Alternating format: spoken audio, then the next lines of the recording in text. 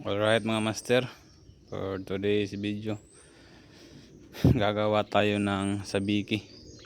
Ganito ako gumawa mga master. Di ko sinasabing magaling ako pero effective to sa akin.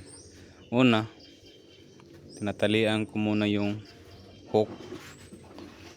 Kaya sino naman siguro sa atin mga master is alam na kung paano magtali ng hook gamit yung nylon. Ang gamit ko palang hook dito mga master is number 567. At yung nylon na gamit ko is number 6 na seahorse. Tapos putuli lang natin yung sobra. Sundan nyo lang yung video mga master. Tapos dito naman mga master, 2 inch lang yung haba ng nylon na ginagamit ko. Yung iba na sa video na nakikita ko, mahaba yung ginagamit nila. Pero sa akin is 2 inches lang. Para hindi siya masyado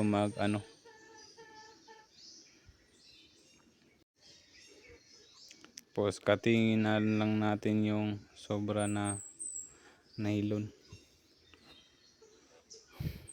Ito naman yung gamit nating mga master. Yung ribbon, kung tawagin dito sa amin. Kinakat ko lang to ng 1 inch to 2 inch mga master. Dito mga master, kumukuha lang ako ng mga 20 to 25 piraso hibla na Mas maganda master, pag binunot nyo siya, huwag nyo ipantay. Nakikita nyo yan mga master, hindi siya pantay, hindi ba?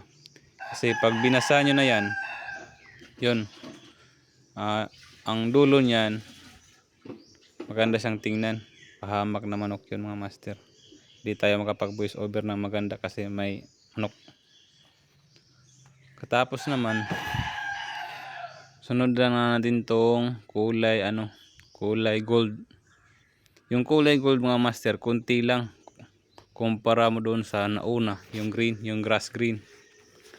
Siguro mga 15 piraso lang, okay na yan.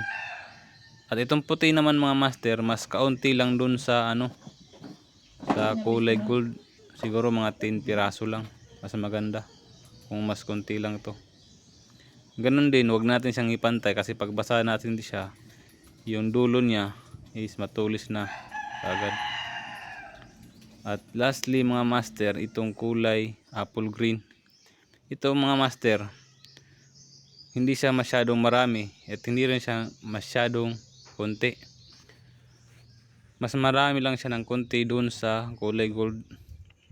Pero dapat mas marami pa rin yung grass green. Ganun pa rin master, pag bunot nyo, huwag nyo ipantay kasi pag basa nyo sa kanya, pointed na agad yung kanyang dulo.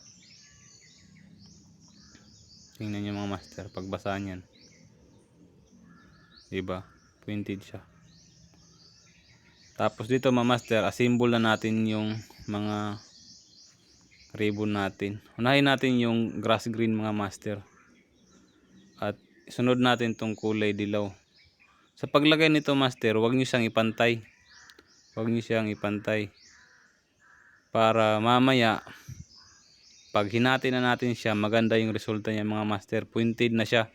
Hindi mo na kailangan siyang igunting para maging pointed. Tapos sunod natin dito yung kulay puti. Ganon din master, wag natin siyang ipantay. Tingnan nyo, hindi siya nakapantay master. Pagkatapos naman ito mga master, dagdag na rin natin tong apple green natin. At same process pa rin mga master, wag din natin siyang ipantay. Kasi pag bali sa kanya mamaya, pointed na yung kalalabasan dyan. At lastly mga master, yung crystalline natin. Yung crystalline nga pala na gamit ko dito mga master is kulay apple green kasi wala pa tayong grass green na crystalline. O grass green bang tawag nun. At 4 lang na hibla yung linalagay ko dito mga master. Hinahati ko lang to kasi mahaba naman tong crystalline natin na nabili. Yung iba mga master ginalagyan ng 3, 2, pero sa akin master ginagamit ko sa kanya 4. Pagkatapos ng master, hatiin lang natin to sa dalawa. Binabali ko lang to para maging ano siya, mas malaki at mas maganda siyang tingnan pag printed. Ganyan lang yung ginagawa ko mga master. Yung iba rin mga master, iba rin yung diskarte nila mga master, kasi pantay tapos ginugunting na lang nila, tinitrim nila yung dulo. Sa akin hindi na ako nagtitrim kasi ano na, pointed na siya. Tapos lagay na lang natin dito yung kawil na tinalian na natin ng nylon. Make sure dito mga master, yung katawan ng hook hindi siya makikita. Tapos ang pantali ko dito mga master is ito lang, sinulid lang na kulay pula. Mano-mano lang tayo dito mga master kasi wala pa tayong nabili na fly tie o kaya yung bobbin, bobbin tools. Kaya mano-mano lang yung pagtali natin ng pwede mo siyang higpitan ng grabe, wag lang yung masyado kasi mapuputol naman itong sinulid. Yung iba mga master, nakikita ko braided line yung ginagamit nila, pero mahal yun. Kaya sinulid na lang tayo na kulay pula. Mas maganda kasi itong kulay pula kasi siya, maganda siyang tingnan ng mga kitok dito sa amin. Effective sa akin dito mga master yung kulay pula. Dati ginagamit ko kulay itim, walang masyadong kumakagat. At katapos ito mga master, linalagyan ko pa to ng ng pandikit. Shoes glue lang yung ginagamit ko mga master, pero wala tayong shoes glue ngayon, naubusan tayo, kaya demo ko na lang sa inyo kung paano to gawin. Tapos nito, cut na lang natin tong mga subla na sinulid kasi pangit din naman kasi pag may pula. Cut lang natin siya.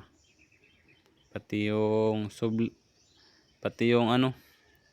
cut na rin natin tong sobrang crystalline.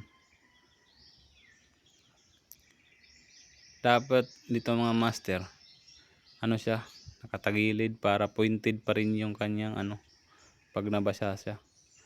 Dito mga master, papakita ko sa inyo kung ano yung larawan niya pag nasa tubig siya mga master. Tingnan nyo to ngayon. Diba nakatago yung hook, yung kawil dito mga master. Ito yung galaw niya sa tubig mga master, yung kulay niya sa tubig. Para siyang nakahati yung kulay grass green at saka yung apple green.